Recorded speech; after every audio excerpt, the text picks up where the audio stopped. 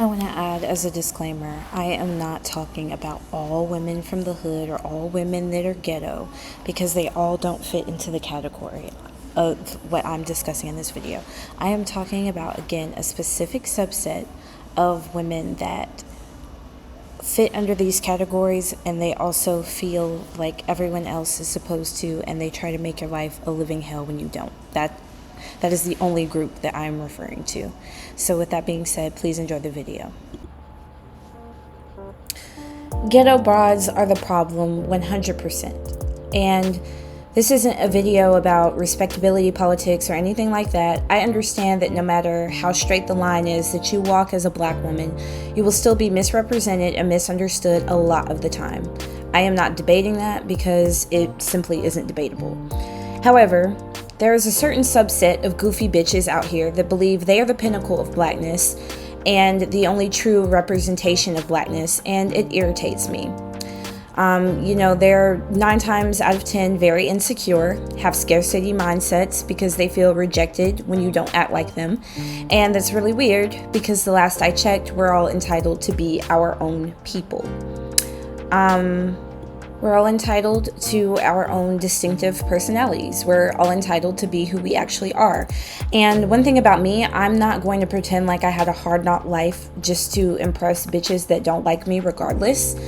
I had both of my parents at home. I had a decent education. I had my own room. I had toys and games and all the things I needed. So I'm not going to pretend like I'm a hood rat when I know that I'm not. That's stupid.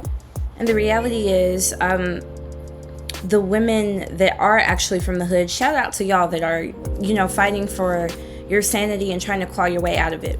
Those are the women that are the real examples, and they are the true testament of the fact that being in the hood is not all that great. Because if it was, nobody would be trying to leave. Y'all wouldn't be having to use your wombs for a come up or your coochie or however you want to look at it. So as in order to attract people from a different tax bracket from you and get out of that life. So stop being disingenuous. And what's more is the fact that it's easy to adapt to them. It's easy to pretend or fake the funk or whatever and do all the extra, but it's harder for them to do what I do. And therein lies the problem, because the exclusionary tactics, first of all, I love being excluded from drama and ratchet stuff anyway, because like I said, I'm not used to that in the first place, so it's really no loss to me. But aside from the exclusionary tactics, they go out of their way to try and make things hard for you in environments where they feel like you don't belong or whatever. Mind you, they don't try this with white people. And that's another reason why I feel like ghetto women are the problem, because they're ultimately coons. It's a lot of coonery that goes on with them. They pander to white people. They pander to white men. If a white man gives them any type of attention, they're going to act like they just hit the lottery or something. The white man doesn't even have to be that cute or rich or special or anything. He just basically has to exist, and they're fawning all over the attention that they get from white men.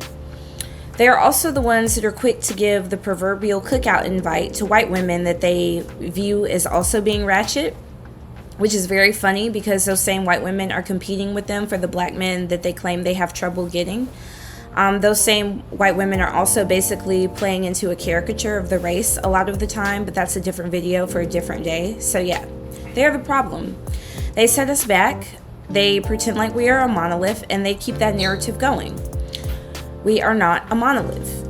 And when you don't fit into their narrow idea of what blackness is or what it's supposed to look like, they have a problem with you, and it's very weird. And even if you're, more upper echelon and you're putting on an act to hang out with them or whatever, to be around them, then maybe you have a better chance because they really can't disrespect you due to your class and your status and stuff, but they really don't like you either. But I feel like, in my opinion, it's worse when you're a little bit closer to being in the same social class or there's not a large degree of separation. So they will give you a harder time just due to proximity. And they will really try to overcomplicate your life. They will lie on you. They will inject their opinions of things that are completely irrelevant. I'll give you an example. So this coworker I had was talking to me about some artist or whatever, and I didn't know who it was. And this person, if they've been popular for a long time, it's had to be underground. They're just now kind of breaking into mainstream popularity. And even with that being said, I don't think it's like a large degree of people would recognize this person. Maybe 1 out of 10 would know who they are if they were asked. So it wasn't really that relevant. Not even 1 out of 10, maybe like 1 out of 20. So it wasn't relevant, but hood rats always have something up their sleeve, but they're not very tactful. So they try to find ways to put things out there, but they don't do it as slyly as they think they're doing it. They perceive themselves as being very smart about things or slick, but you can easily see through it to the point where it's almost embarrassing. But anyway, when she mentioned this artist, I didn't know who it was because, like I said, this is not a super mainstream person, so it's not that unrealistic for me to not know who it is. And her response was, "Did you grow up around black people?" As if this person has been famous since my childhood. You know what I mean? I don't even think this person is really far apart in age from us.